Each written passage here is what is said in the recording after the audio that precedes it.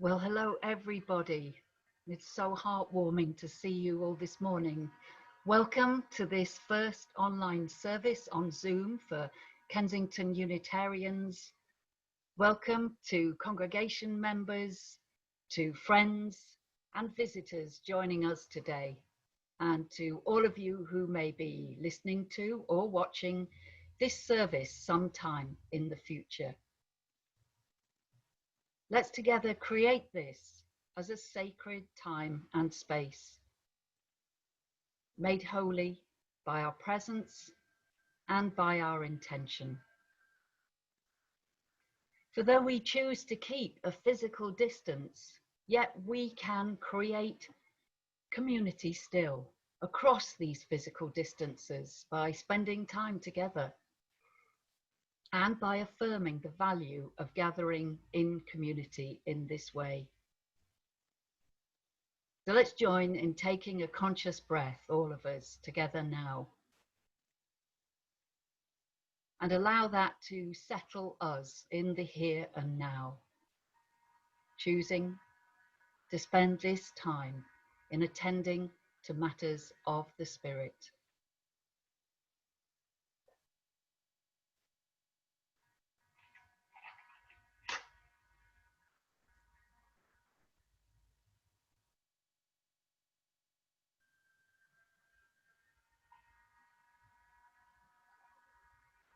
And so I light our chalice flame, this symbol of our Unitarian community the world over, the oneness of its light, reminding us that we are one people, living one life here on our planet Earth home.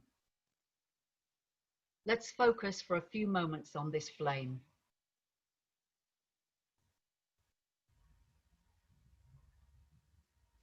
Let's imagine a light shining within each of us and beaming out to a world so in need of its illumination and its warmth.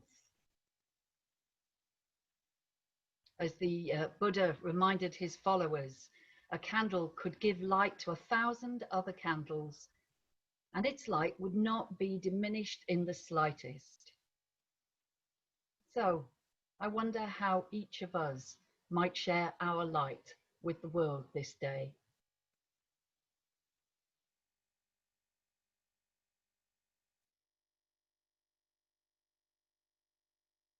We're moving now into a time of prayer. As you're probably aware, today marks the 72nd anniversary of the establishment of the NHS, our National Health Service. So let's pause for a moment in recognition of the skills, commitments, achievements, the kindness and the diversity of over 1.9 million NHS staff members, spreading across more than 350 different professions.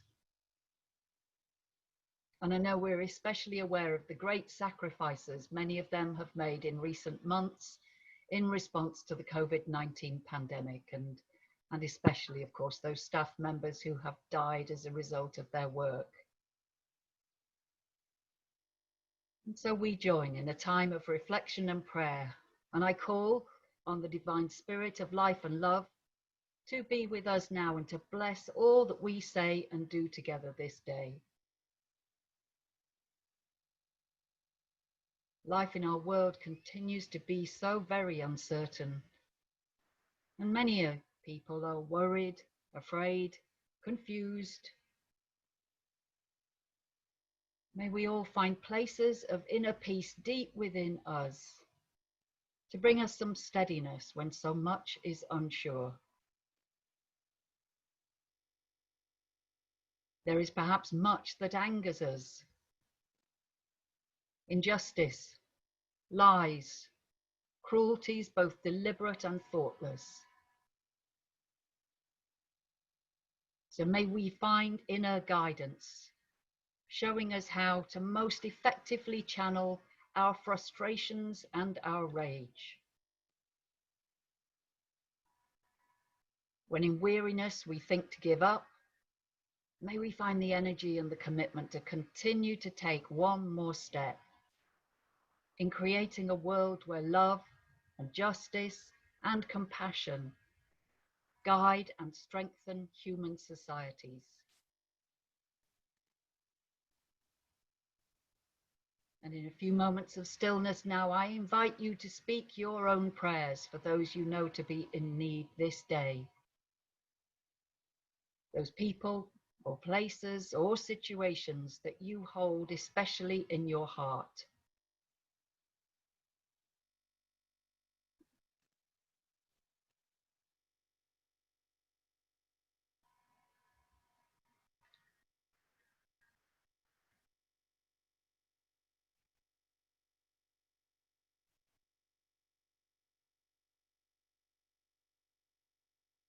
And may our world be a little kinder and brighter for everyone this day. And may each of us do what we can with what we have to spread the illumination of light and love. And let us to this aspiration say together, Amen. So may it be.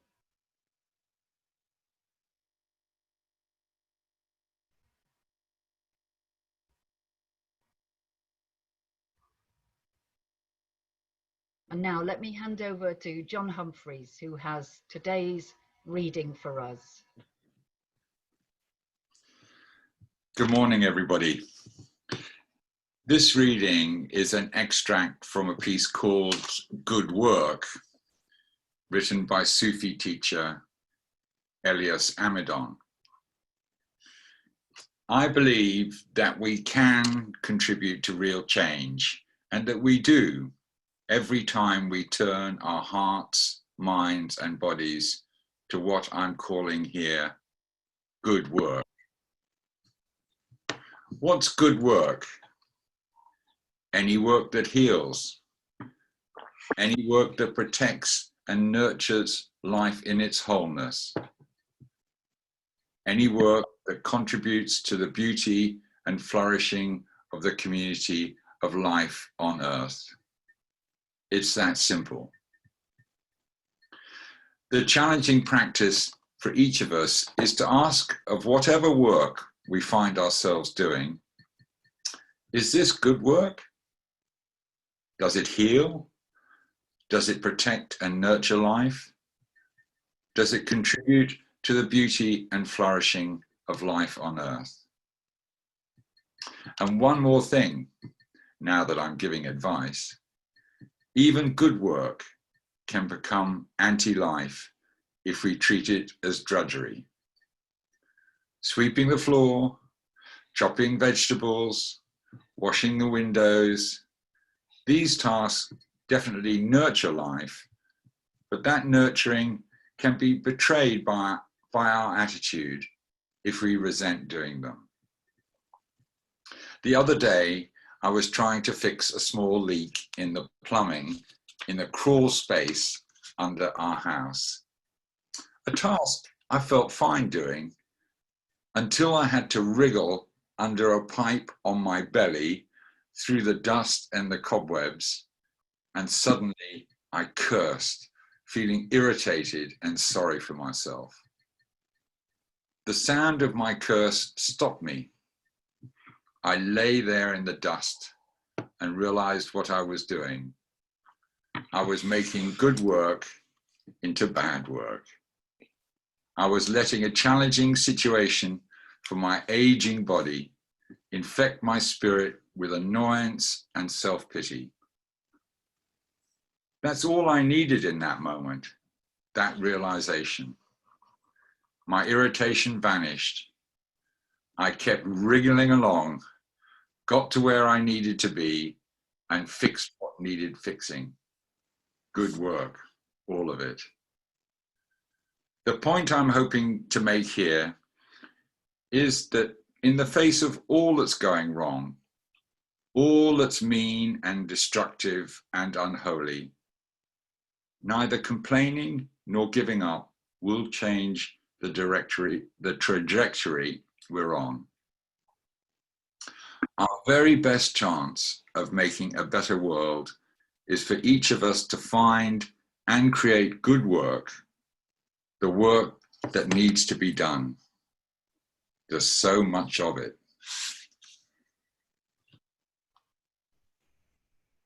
Thank you, John. We're moving into a time of meditation now, and I've got some really simple but effective words that I've been using recently. They're written by Thich Nhat Hanh from the Buddhist tradition. So you might want to find a comfy position now in order to focus inwards.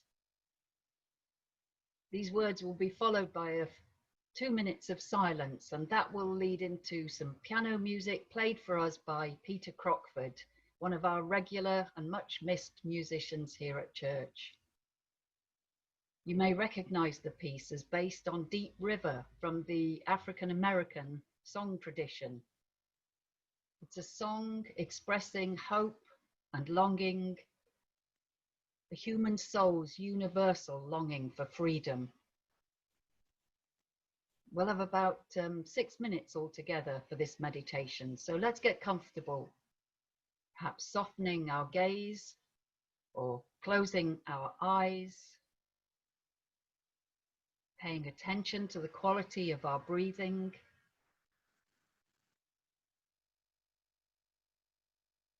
And slowing the breath down or softly deepening it. Breathing into our belly.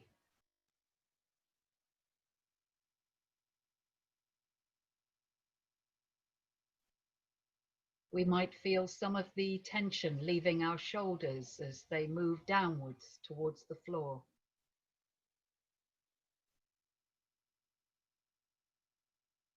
The breath helping to relax muscles of the head, face and neck.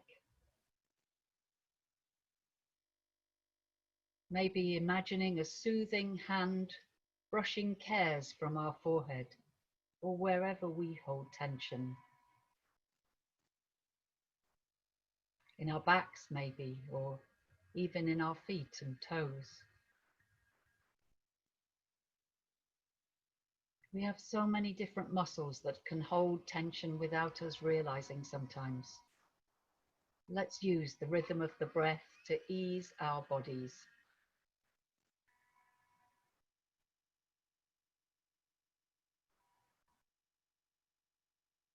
I'll read these few short lines from Thich Nhat Hanh twice through, and then we'll join in a shared silence, and that will end with Peter's piano music.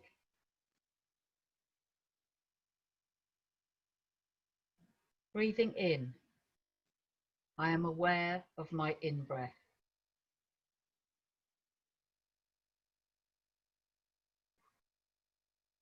Breathing out, I am aware of my out-breath.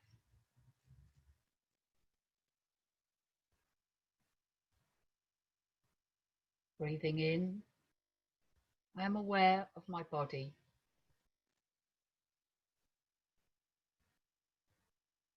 Breathing out, I release any tension in my body.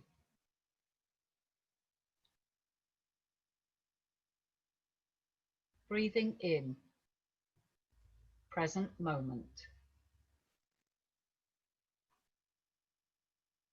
Breathing out, wonderful moment.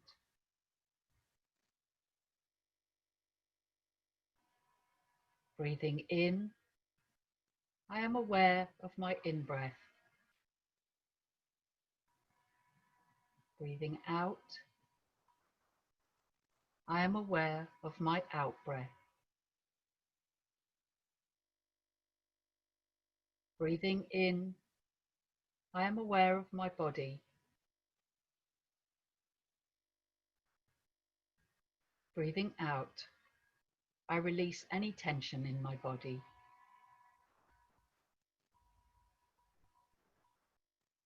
Breathing in, present moment. Breathing out, wonderful moment.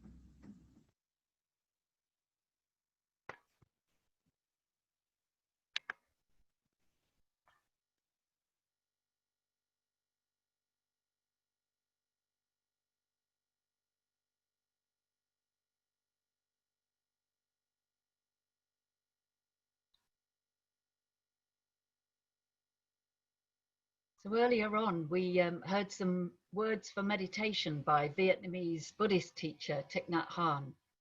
They're adapted from his book about mindfulness at work, in which he tells a lovely story of a busy visiting scholar who found him gardening at Plum Village in France, tending to his lettuce plants. The scholar suggested he'd be better spending his time writing his valuable poetry, since anybody in the community could grow lettuces, but only Thich Nhat Hanh could write in the special way he wrote, poetically offering people the world over his take on ancient Buddhist teachings. Thich Nhat Hanh turned this small encounter into a useful teaching for us all by explaining that in order to serve the world with his poetic meditations, he also needs to spend time tending to the vegetable garden. Time spent gardening, or washing the dishes, or tidying the kitchen cupboards, they're all part of the whole. Each aspect of these,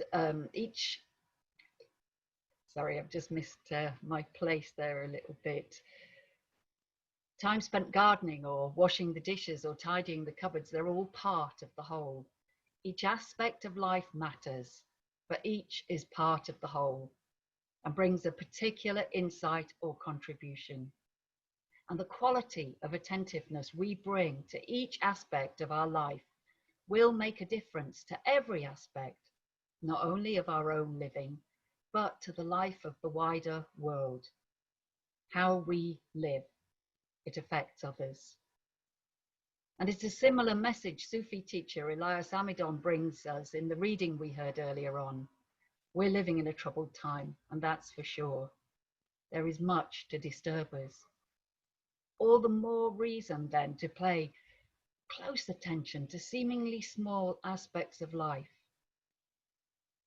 In the times we find ourselves in, we may feel overwhelmed by the needs we are aware of all around us, the many issues that cry out, not just for our attention, but also for our action. In the face of such great need, it's hardly surprising that many of us are experiencing hopelessness and disempowerment at times.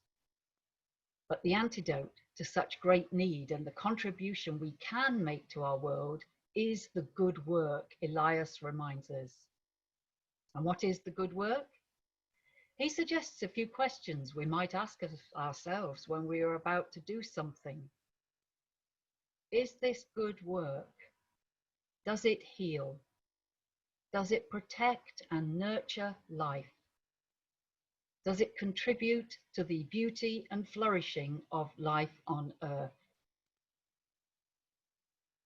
The good work for most of us may be small, may be personal, and may at times seem to us insignificant or even futile.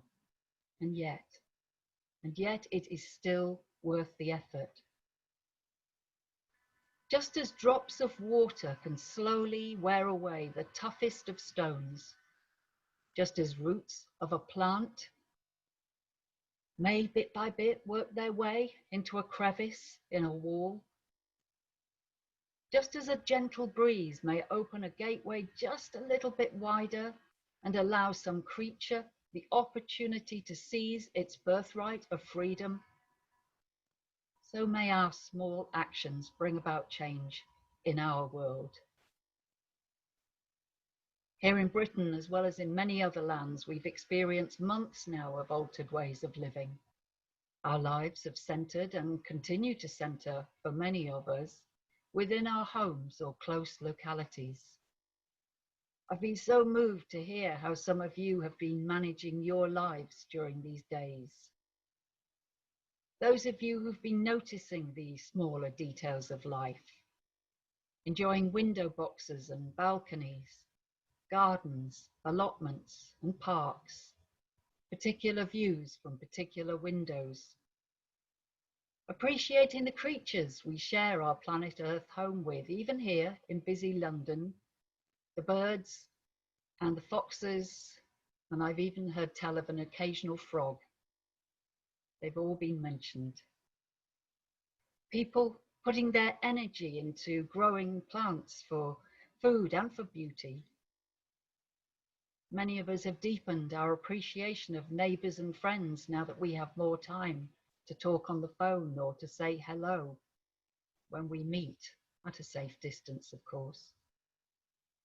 And those of you who've been out to the shops have told me of chats with shop assistants or delivery drivers where you've taken the opportunity to thank them for working and for making life a bit easier and safer for the rest of us.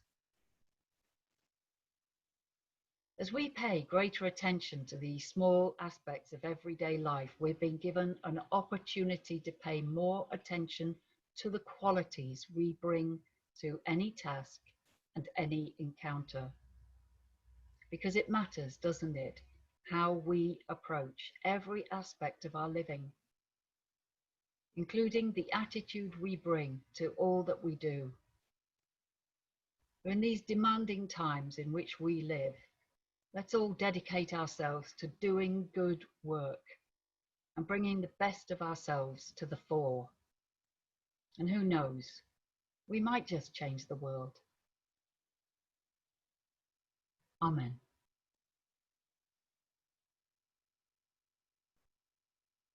Now, there are many things that I miss about us not being able to meet in person here at church. I miss you all, most of all, people. And I also miss singing together.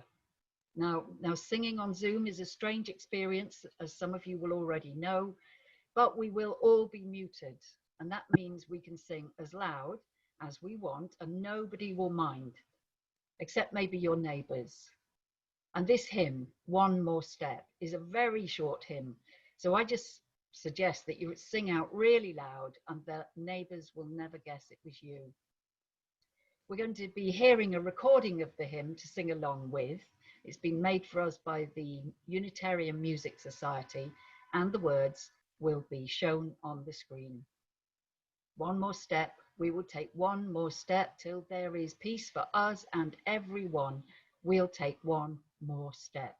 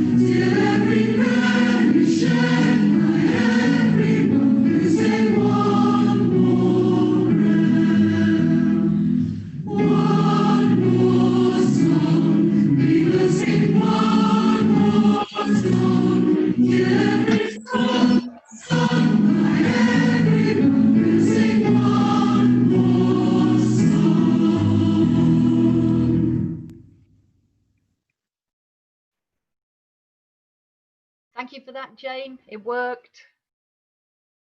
And so a few announcements. My thanks definitely go to Jane and Janine and Jenny for extensive background work today, and to our musicians, Trevor Alexander, Peter Crockford and Abby Larimier. All of you, much, much appreciated. And it's been a real pleasure to see all of you today, albeit on a screen rather than in person. We'll be back here again next week for a 10 a.m. service on Zoom. And you're also welcome to join us for our 10:30 coffee morning, again on Zoom on Tuesday. Like all organisations, or most organisations, we've had a serious dip in our finances. So many thanks to all of you who are now making standing order payments to help the congregation, and those of you who've made really generous one-off donations. And we'll soon have an easy way for us all to donate online. We're going to have some closing words in a moment, followed by a song about daisies. So I invite you all to select gallery view now so that we can all see each other for these closing words.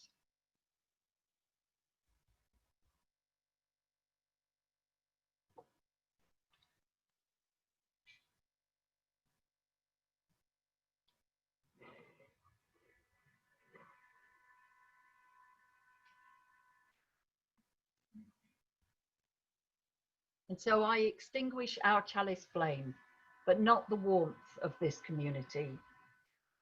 And I send the light of this candle out into the world for all those who yearn to belong, that nobody might feel excluded or isolated this day. Let's take a moment to look at one another.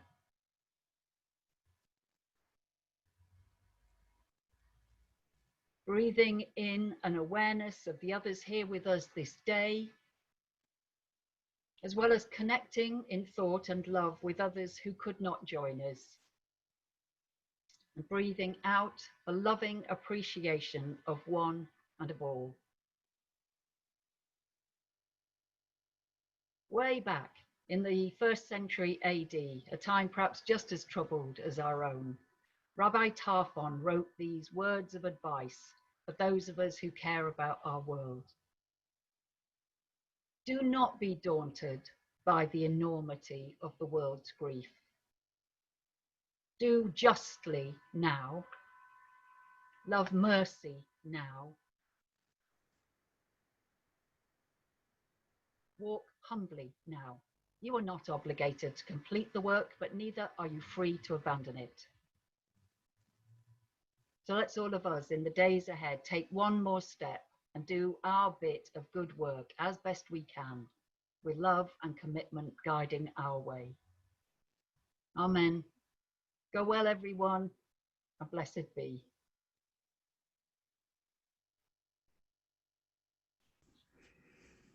At evening when I go to bed, I see the stars shine overhead.